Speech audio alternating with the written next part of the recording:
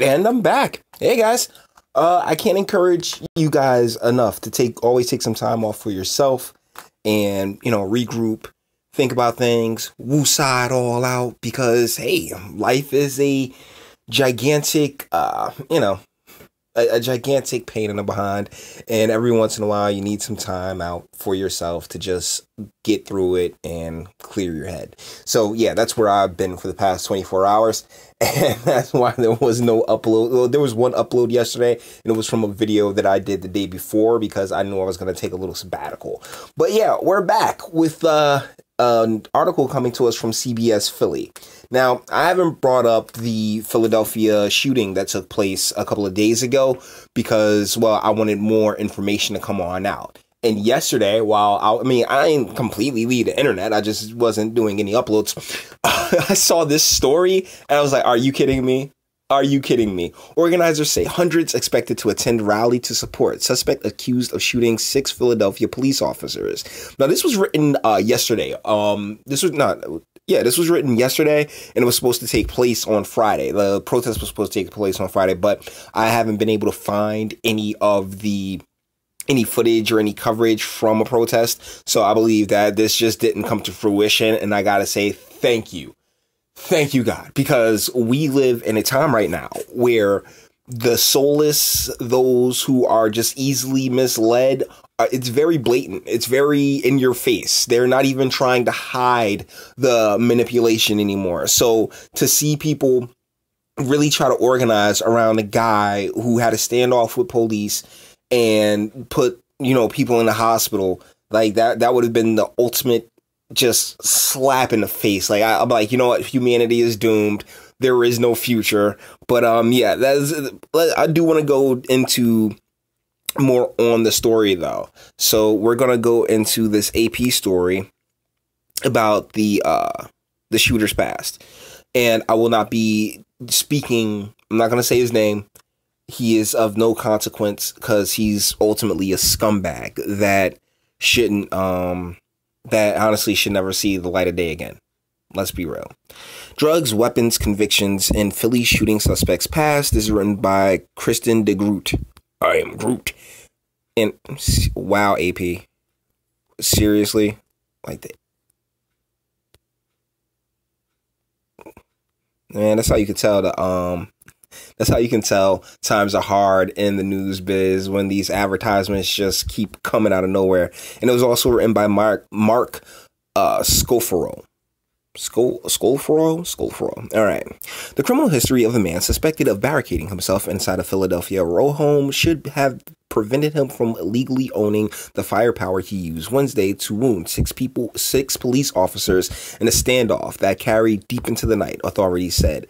Deal is that he got the weapons illegally. So there was no background check. There was nothing necessary at all in obtaining what he used to carry out his crime here, allegedly.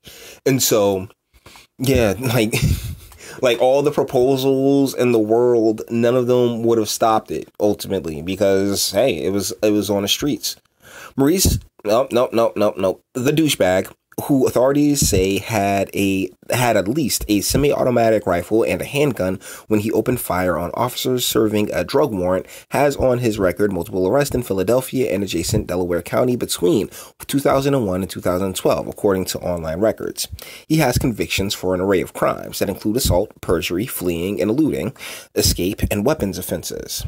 Hill, 36, served 2 stints in state prisons, 3 counting a return for a probation violation. He was also hit with a 55-month federal prison term over a pair of convictions for being a felon in possession of firearms.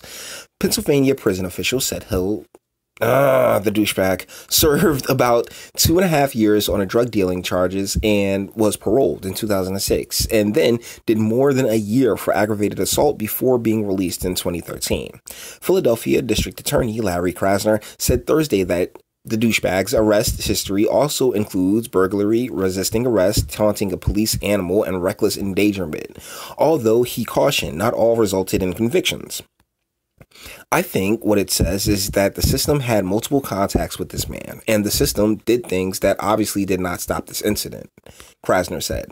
Authorities are trying to determine whether there is an outstanding warrant pending against the douchebag based on a docket reference to a March 2018 probation violation, said Philadelphia-based U.S. Attorney William McSwain. Do you hear all these different names popping up? You know, like you got the feds, you got the state boys. Like this is this D-bag fell through the cracks. He's an individual who spent most of his adult life sort of bouncing in and out of the criminal justice system, McSwain said, by design. Mr. Hill is a product of these policies, is the product of this environment that ultimately created him. He's still a douchebag. I don't know why I use his name right there. The prospect of a return to prison was on the douchebag's mind during telephone negotiations to end the nearly 8-hour standoff, Philadelphia Police Commissioner Rachel Ross said. The douchebag told him he had an extensive record and did not want to deal with prison again, the commissioner recounted. Oh, well, I guess that didn't work out for you now, did it? Ross expressed amazement that the standoff ended with no one dead and no life-threatening injuries, despite the gunman firing over 100 rounds. Well, I mean, like, let's be real. I mean, brothers can't shoot, all right? Like, we're kind of terrible at it. The 6 officers who were struck by gunfire were released from hospitals Wednesday night. Ross said officers had to escape through windows and doors to get away from a barrage of bullets. It could have been far worse, Ross said, Thursday outside the Philadelphia Police Department. This was a very dynamic situation, one that I hope we never see again. The douchebag, who has so far not been charged with crimes, came out of the home in the wee hours of Thursday after police used tear gas. He was taken to a hospital for evaluation and then placed in custody. The tear gas prevented investigators from entering the home for much of Thursday, but members of the crime scene unit were seen moving in and out of it in the evening. While standoffs with police are not uncommon, the situation in Philadelphia drew particular attention because of how long gunfire was exchanged and the fact that the commissioner made the unusual decision to speak to the shooter directly and that 2 police officers were trapped during the standoff. Those officers were safely extracted by a SWAT team, as were 3 people that officers had taken into custody inside the house before the shooting broke out. The douchebag's lawyer, Shaka Johnson, said the douchebag called him during the standoff asking for help surrendering. Johnson then called Krasner, and the 2 men patched in both Hill and the police commissioner, according to Krasner. The douchebag told Johnson he wanted to make it out alive, to see his newborn daughter and teenage son again. Behind bars, my dude. On Thursday, politicians from Pennsylvania called for new gun control measures. And that's where the elected class loses it every single time, because they just see it as an opportunity to push their agenda.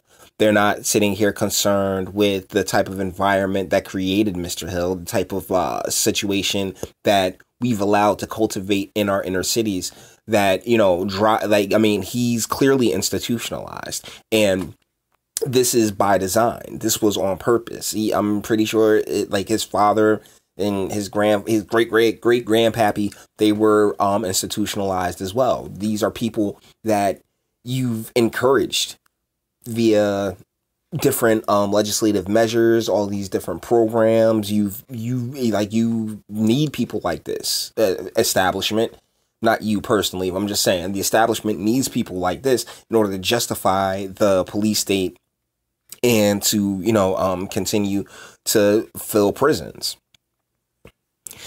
Democratic Mayor Jim Kenney told reporters he called on state and federal lawmakers to step up or step aside and let cities deal with the problems themselves. He did not give specifics on what he wanted to see done because he has no specifics on what he wants to see done. Deal is that there was no way of keeping these firearms out of this gentleman's hands. I mean, I hate to call him a gentleman, but this is disgusting. It really is. And seeing how an elected official will take any opportunity that they can to turn tragedy into, what did Kennedy once say? And the Japanese term for crisis and opportunity is the exact same thing. The Japanese sign is the same thing. And so that's what they use. They use any opportunity that they can to push their narratives, which is why a lot of this type of stuff does get brushed under the rug when it comes to the national news, because nationally they want to make it, they if it can't fit into their narrative, or if it doesn't fit into their agenda, then they are more than happy to ignore it. That's why this channel exists now, doesn't it? So yeah, this guy's a D-bag. He deserves every day that he's going to get. Thank God, you know, ultimately no one got hurt. I mean, hold pause. People got hurt, but nothing was fatal. You know, that's one thing that you really have to just be grateful for divine intervention on, because, you know, normally if he had better aim, it would probably. All I can think about is this ER joke where it was talking about the Last Jedi. Not The Last Jedi, like The Force Awakens, where you find out that the black guy Finn is a stormtrooper. And he was like, yeah, retconning the stormtroopers and the black guys will make perfect sense as to why they can't shoot for shit. So, like, yeah, this is something that we know. Like, I mean, if you came up in the 90s, shoot, all those shootings, barely any bodies get dropped because just wild, reckless behind shooting. But if you watch some of these kids, this is why, like, ultimately, like, no race war. I'm sorry. I've seen like little Britney blonde girls basically playing John Wick. All right, like, nah, little Jamal and LaQuisha ain't got it for that. Nah, family, y'all dead. So with that being said, we're gonna bring this one to an end. All the internet stuff. If you liked it, toss it a like. Dislike, yeah, go ahead, do that too. I ain't scared of you. Sub if you enjoy my fantastic voice and want to get videos like this every single day. Share, because sharing is caring. YouTube, BitChute's definitely not gonna do it, and any growth that I get comes from the graces of you. So thank you guys so much for subbing up. And speaking of subs, I see the new subs. Hey guys, how's it going? As soon as I hit like another benchmark number, I'll do another video on that end. And speak. Let me know, what do you think in the comments? Of do you think that the National is going to underplay this, as they have been, because it's not particularly congruative to their narrative? I'd really like your comments in this, and I really like your comments and your input. And until the next one.